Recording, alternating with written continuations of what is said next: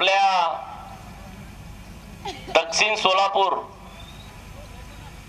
येथे धनगर जागर यात्रेच्या निमित्तानं व्यासपीठावरती उपस्थित माझे सहकारी माननीय शिवदासजी बिडकर, दुसरे सहकारी माननीय मौलीभाऊ हळणवार, माननीय प्राध्यापक सुभाष मस्के सर, माननीय अमोल बापू कारंडे, मोहोळ विधानसभा मतदारसंघाचे नेते भावी आमदार माननीय क्षीरसागर साहेब, माननीय सील सिद्ध महाराज, रेवण सिद्ध महाराज, श्री शिव सिद्ध महाराज, श्रीशैल मामा हत्तुरे, सतुबर सर, सुभाष पाटोळे, सचिन पडळकर, शिवाजी कांबळे, वनमाने सर, नागेश वाघमोडे, बापू मेटकरी, बिरुदेव सिंगाडे, व्यासपीठावरती उपस्थित माझ्या मौली भगिनी आहेत, माता भगिनी आहेत, बरेच मान्यवर आहेत आणि तुम्ही सर्वजण।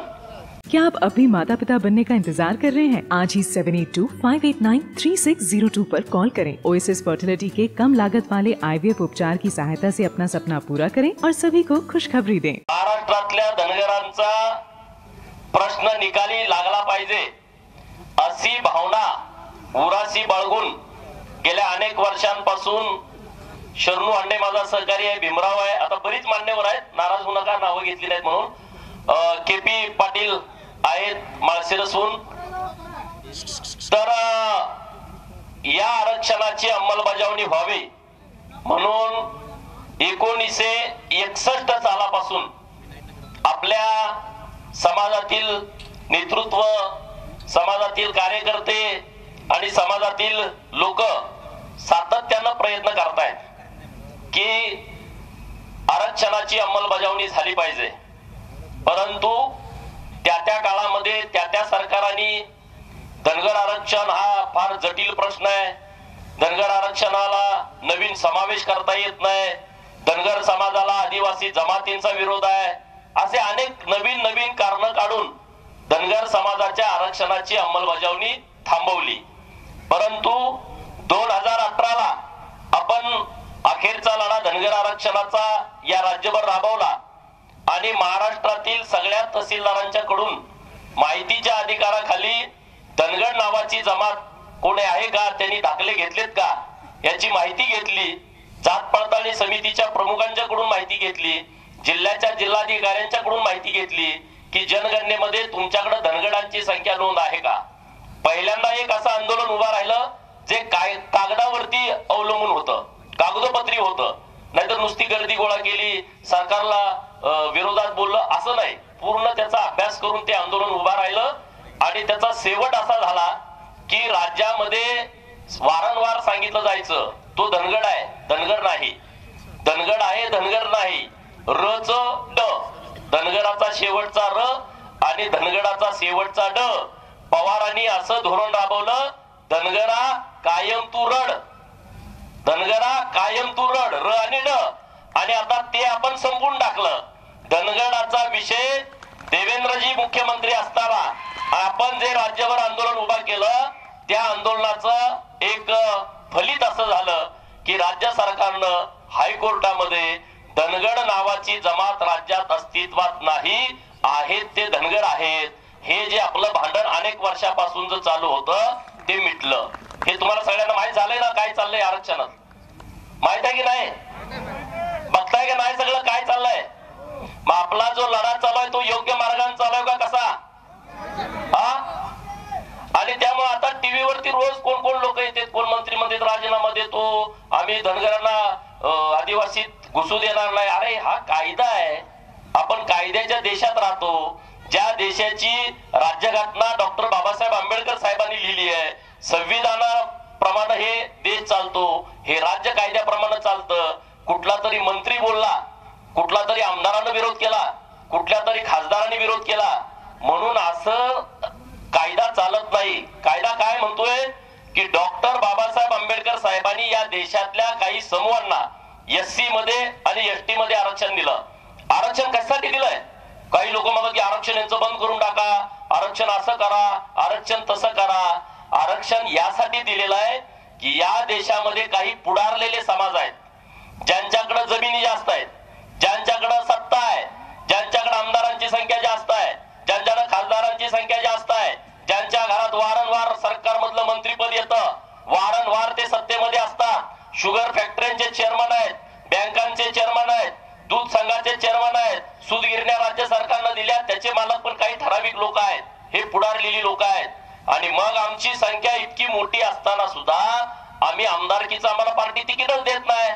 पार्टी तिकीट देताना काय म्हणते, तुम्ही निवडून येणार आहे का? सर्वे काय आला, अरे आमची 1 लाख मतं आली तरी आम्हाला जिल्हा परिषदचं तिकीट मिळत नाही, विधानसभा आणि लोकसभेचा तर विषयच लांब राहिला.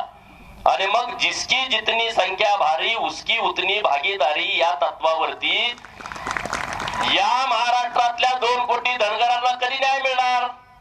आतापर्यंत महाराष्ट्रात 28 आमदार झाले. आपले किती झाले? 1960 पासून महाराष्ट्राची निर्मिती झाल्यापासून किती आमदार झाले? 28. अख्ख्या 2 कोटीचे. आणि या राज्यातली काही घरं आहेत, त्या घरात एकाच 5-5, 6-6 जण 60 पासून आमदार होते. 5 जण झाले, 6 जण झाले, 7 जण झाले एका घरातले. म्हणजे एक घर तुमच्यापेक्षा भारी आहे. ह्याची लाज वाटत नाही कधी आपल्याला? शरम कधी वाटत नाही का? राग कधी येतो का नाही? तळ पायाची आग मस्तकात गेली पाहिजे का नाही गेली पाहिजे? मग जात का नाही? जाणार की नाही जाणार? अरे डॉक्टर बाबासाहेब आंबेडकर साहेबांनी सांगितलं, गुलामाला गुलामगिरीची जर आठवण करून दिली, जाणीव करून दिली तर तो बंड करतो, पेटून उठतो, त्या व्यवस्थेच्या विरोधामध्ये लढतो. तुम्हाला किती वेळा सांगितलं गुलामगिरी सोडून द्या, मग तुम्ही का बंड करत नाही? का बंड करत नाही? करणार की नाही करणार? मी इकडे का आलोय? मला काय इकडे उभा राहायचंय का दक्षिण सोलापूरला? मी का राज्यभर फिरतोय? एकटा गोपीचंद आमदार होऊन प्रश्न मिटत नाही. एकट्या गोपीचंद प्रश्न मिटत नाही. हजारो गोपीचंद या महाराष्ट्रात तयार व्हावे लागतील. मग ते हजारो गोपीचंद कसे तयार होतील? एसटी आरक्षणाची अंमलबजावणी झाल्याशिवाय ते होतच नाही. आणि म्हणून तुम्ही रस्त्यावरती या, म्हणून तुम्ही पेटून उठा. जागर यात्रेचं आयोजन का केलं? मी जेव्हा जागर यात्रा घोषित केली तेव्हा लबाड लांडग्याची पिल्लावळ महाराष्ट्रामध्ये विष पेरायला लागली. सोशल मीडियामध्ये कोण कोण आहे?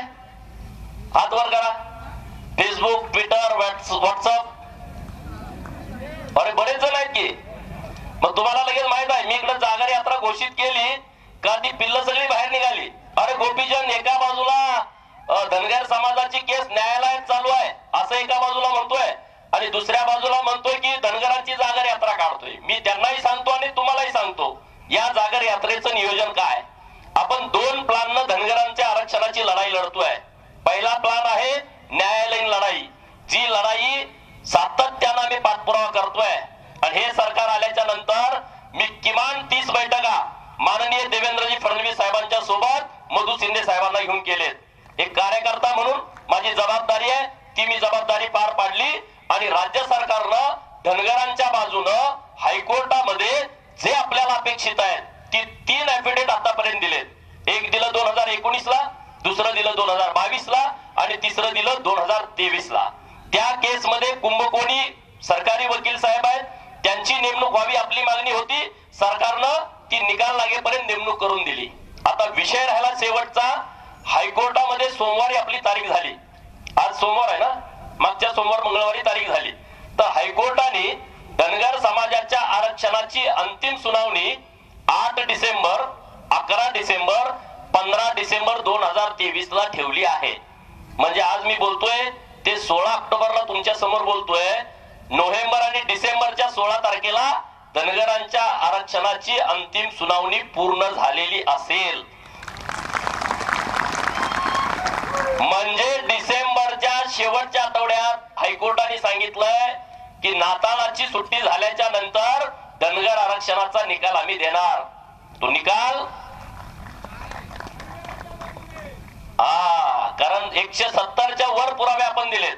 राज्य सरकारनंही जे काही धनगर राज्यात अस्तित्वात नाही ते लेखी लिहून दिलं, त्यामुळे तो विषय गेला. आणि टाटा इन्स्टिट्यूट ऑफ सोशल सायन्सच्या सर्व्हे मध्ये महत्वाचं जे आलं ते धनगर जमात राज्यात अस्तित्वात नाही आहे, ते धनगर आहे. आपलं भांडण हेच होतं, रचड रचड रचड. तर ड आता पूर्णपणे संपला. धनगराचा विषय आता कुणीच कधीच घ्यायचा नाही. धनगर आता पूर्णपणे मेलाय आणि त्याला मुठमाती देऊन सगळे कार्य पण झालेले आहेत. तो आता विषय तुम्ही डोक्यातनं काढून टाका. नंबर 1. नंबर 2, काही लोक आता टीव्ही वरती बोलतायत की धनगरांना आम्ही समावेश होऊ देणार नाही.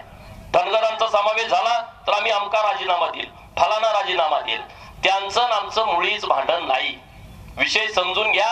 आदिवासी जमातीचं आणि आपलं गाडी मात्र संबंध नाही. आपला आणि त्यांचं कसलंही कुठलंही भांडण नाही. आदिवासी जमातीमध्ये आपण नव्यानं समावेश करा अशी आपली मागणी नाही. आमचं 1961 पासूनच आहे ते तुम्ही दाबून ठेवलंय. आमच्यावरती अन्याय केलाय, आमच्यावरती अत्याचार केलाय, आमच्या पिढ्यानपिढ्या बर्बाद केले. त्या आरक्षणाची तुम्ही अंमलबजावणी करा ही आमची मागणी आहे. आणि राज्य सरकारनं कोर्टात जर लिहून दिलंय धनगर राज्यात अस्तित्वात नाही आहे ते धनगर आहे, तर राज्य सरकारला आमची विनंती आहे की प्रत्येक जिल्ह्याच्या जिल्हाधिकाऱ्यांना एक GR द्वारे कळवा की हे धनगर नसून हे धनगर आहे. धनगरांच्या पोरांना एसटीचा दाखला द्यायला चालू करा. ही आपली मागणी आहे, ही आपली मागणी आहे. आणि म्हणून मी ठरवलं एक प्लान आहे तो न्यायालयीन लढाई. त्यात काय जर अपराध गडबड झाली थोडीफार इकडं तिकडं होणार नाही 1,00,000%, पण तरी आपण सावध राहू ना. जर त्यामध्ये काही गडबड झाली तर रस्त्यावरची लढाई करण्यासाठी महाराष्ट्रातल्या धनगरांनी तयार राहावं. राहणार की नाही? मागचे हात वर करत नाहीत. कोण कोण तयार आहे? दोन्ही हात वर करा. दोन्ही. अरे काय काय हात करत नाहीत? दोन्ही हात तयार. तुम्ही तयार आहे लढाईला? आणि ही लढाई जेव्हा आपण लढू, जेव्हा पूर्ण महाराष्ट्रातला धनगर एकमुखी जागा होईल तेव्हा प्रस्थापितांना पळती होईल, थोडी होईल. पळायला लागतील, ते धावायला लागतील. कारण त्यांना भीती आहे. आमदार खासदार होणं सोपं नाही. आपल्या भोळ्यापणाचा, आपल्या भाबड्यापणाचा गैरफायदा घेणारी लोक आहेत. आपण मग हे आमच्या जवळचं आहे, तो आमच्या जवळचा आहे, ह्यो साहेब आहे, तो दादा आहे, ती ताई आहे, ह्यातच आपलं आयुष्य गेलं. आयुष्याचं मात्र झालं. इंग्रजांनी काही अशी गुलामगिरी करण्यासाठी काही पद निर्माण केली होती. त्यातली ही पद आहेत साहेब, दादा आणि ताई. जर तुम्ही या साहेब, दादा आणि ताईच्या भानगडीतनं बाहेर पडला तर तुम्ही राजकर्ती जमात बनाल, नाहीतर लाचार होऊन तुम्ही जगाल. या महाराष्ट्रामध्ये लाचार होऊन जगाल. हे बंद करून टाका. अमका आला, तमका आला, फलाना आला, ह्याला फटाकड्या उडवल्या, त्याला फटाकड्या उडवल्या, ह्याला ढोल वाजवलं. बंद करून टाका. काही उपयोग नाही या गोष्टीचा.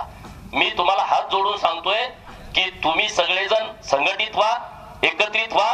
या महाराष्ट्राच्या राजकारणामध्ये तुम्ही सेंट्रल असाल आणि तुमच्या बाजूने सगळं राजकारण फिरल इतकी ताकद तुमच्यामध्ये आहे. कारण लोकसंख्या इतकी मोठ्या प्रमाणात आहे. इतक्या मोठ्या प्रमाणात आपली लोकसंख्या आहे. अरे काय शुगर फॅक्टरी आहे तुमच्याकडं? कोण चेअरमन आहे? लयत लय झाला तर व्हाईस चेअरमन. पंचायत समितीचा सभापती. आपल्याला लय बरं वाटतं. अरे त्याला खुरप द्यायचा अधिकार राहिले नाहीत. सत्तेच्या विकेंद्रीकरणामध्ये सभापतींचे अधिकार कमी केले, सरपंचाला दिले. तुम्ही उद्या जाऊन सभापतींच्याकडे जाऊन बसा आणि तुम्ही मला एक खुरप द्या म्हणा. त्यांना अधिकार नाहीत मित्रांनो. मी काय त्या पदावरती टीका करतो अशातला भाग नाही. आम्ही पंचायत समितीचे सदस्य झालो. कोण कुत्र विचारतं आपल्याला? पंचायत समिती सदस्याला 1 रुपयाचा फंड नाही. मागच्या वेळेस देवेंद्रजींनी निर्णय केला मग काही स्वीय निधी मिळतो 10-5 लाख रुपयाचा. 10 लाखात कुठलं काम होतं का? 10-12 गाव असतात एका पंचायत समिती गणामध्ये. त्यापेक्षा सरपंचाला पॉवर जास्त आहे. मग काय तुमच्या वाट्याला आलं? काय तुम्हाला मिळालं? आणि म्हणून कधी तर वाटतं नाही. अरे मी जेव्हा निवडणूक लढवली तेव्हा लोक मला वेड्यात काढत होती. हा वेळा झालाय, हा निवडणूक लढवायचं बोलतोय. मी पहिल्यांदा निवडणूक लढवली तेव्हा मला 19,000 लोकांनी मतं दिली. अरे तुम्ही लढलं तर पाहिजे ना, लढायची तयारी तर ठेवली पाहिजे ना. मी जर तेव्हा लढलो नसतो तर मी आज तुमच्या समोर आलोच नसतो. ते लढताना मला किती वेळा जेलमध्ये टाकलं, किती वेळा 2-2 महिने मी जेलमध्ये असायचो. जाताना फटाकड्या लावून जायचो, येताना फटाकड्या लावून यायचो. कधीच मी टेन्शन घेत नव्हतो. युट्यूब वरती ते सगळं असेल, तुम्ही बघा. अरे बोले याला काही टेन्शन नाही, मी किती जर याला टाकलं तर भेट नाही. ज्याला नेता व्हायचाय त्याला अनेक वेळा जेलमध्ये जावं लागल. कारण हे महाराष्ट्र आहे. फुले शाहू आंबेडकरांचं नाव घेणारा, बहुजनवादी बुरखा पांघरणारा मोठा लांडगा या महाराष्ट्रामध्ये राहतो. आणि त्या लांडग्याच्या नेतृत्वात तो बहुजनवादाचा नुसता बुरखा आहे. फुले शाहू आंबेडकरांचं राज्य आहे असं म्हणायचं. भाषण करायला फार सोपं आहे हो. फुले शाहू आंबेडकरांचं राज्य आहे आणि होतं तर धनगरांच्या आरक्षणाची अंमलबजावणी का नाही झाली? 1990 ला आम्ही काय म्हणत होतो? आम्हाला धनगराला एसटीचा दाखला द्या.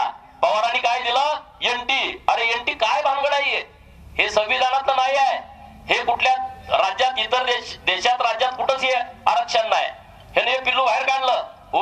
11% बाजूला केले आणि त्यांचं गट करून टाकलं, हे तुमचं हे तुमचं हे तुमचं. आम्हाला वाटलं लय बरं झालं, साहेबांनी लय मोठं काम केलं. अरे साहेबांनी वाटोळं करून टाकलं.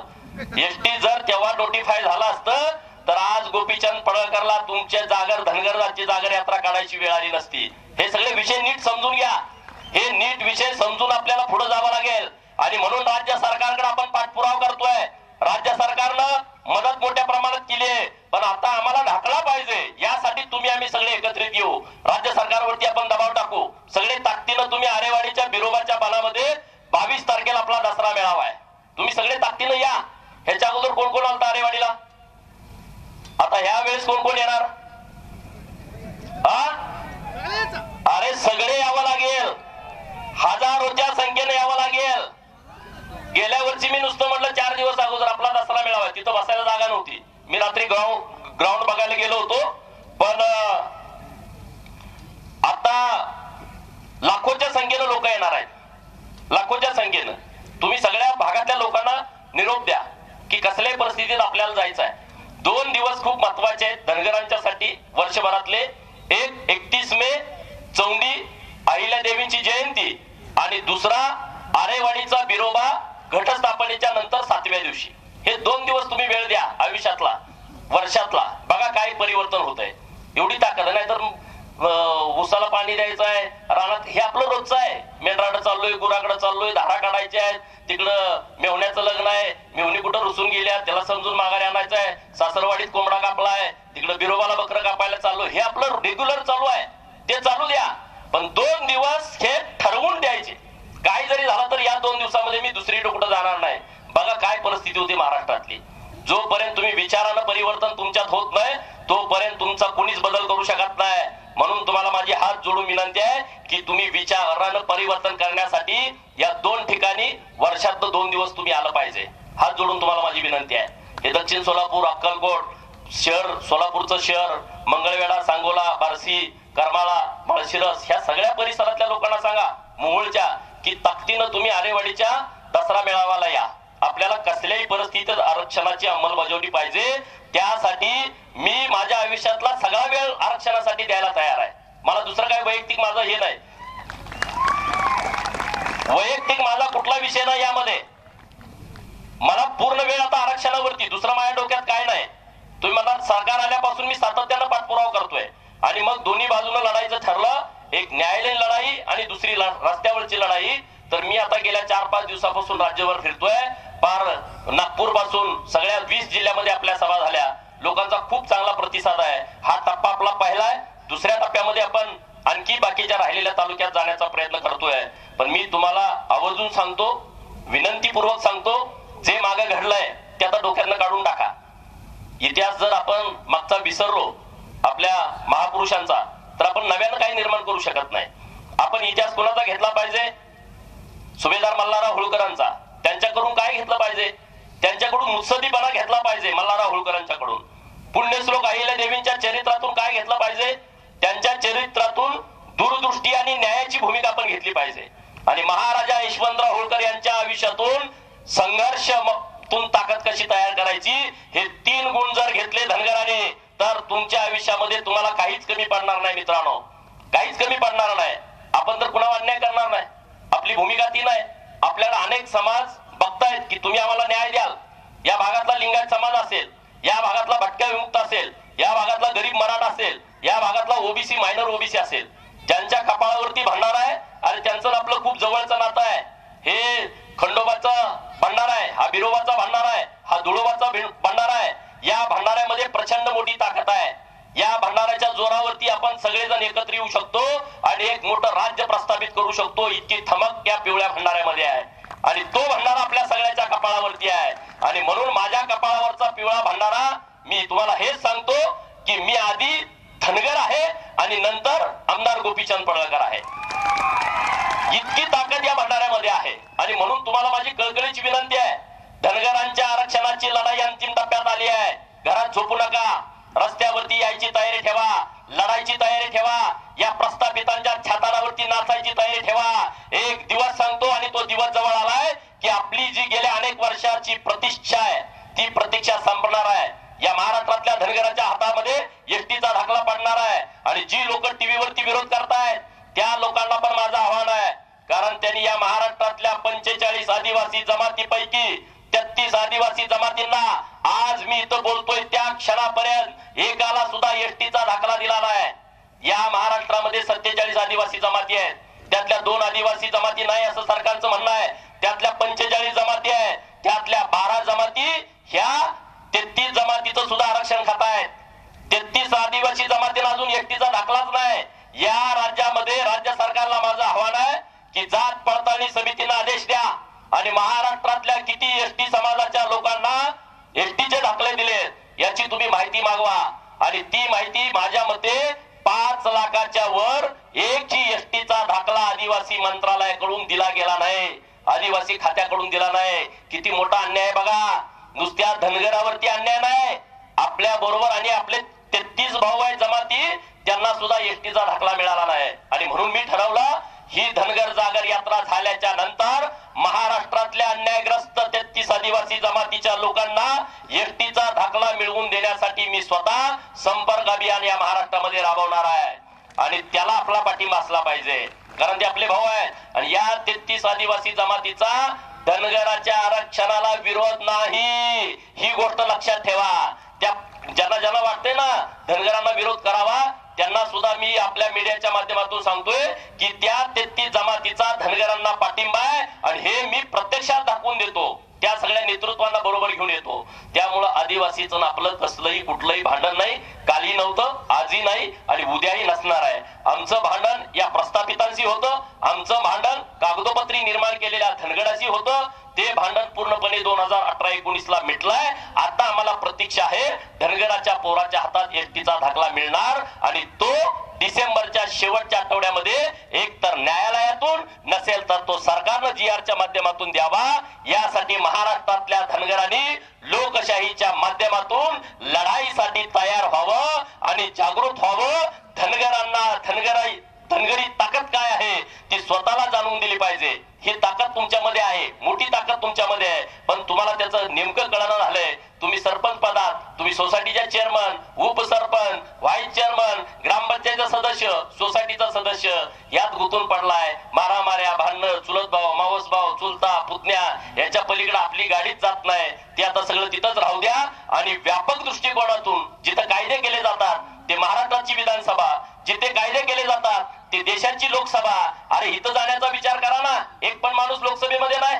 महाराष्ट्राची निर्मिती झाल्यानंतर एक खासदार गेला होता, तिथून या क्षणापर्यंत एक खासदार जाऊ शकत नाही. मागच्या वेळेस मी निवडणूक लढलो, मी तिथं पडलो, माझ्याबरोबर 2-3 लढली होती. पण तुम्ही लढायला तर पाहिजे ना, काहीतरी केलं पाहिजे. नाहीतर काय रे, कोंबड्या कुत्र्यासारखा आपण जन्माला आलो मेलो, आपल्या आयुष्यामध्ये काही उरणार नाही. म्हणून लढाईची तयारी ठेवा, धमक ठेवा. या प्रस्थापितांना घाबरू नका, त्यांच्या मानगुटीवरती पाय ठेवा, नरडीचा घोट घ्यायची तयारी ठेवा. आणि प्रस्थापिताच्या छाताडावर नाचण्यात जी मजा आहे ती जगात दुसऱ्या कुठल्याच कामात मजा नाही. ते काम तुम्ही सगळ्यांनी हातात घ्यावं, एवढंच या निमित्तानं बोलतो आणि थांबतो. जय मल्हार, जय महाराष्ट्र.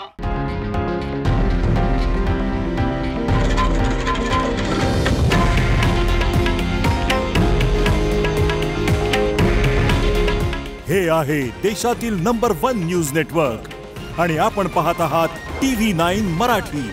काळजी तुमची, हित महाराष्ट्राचं.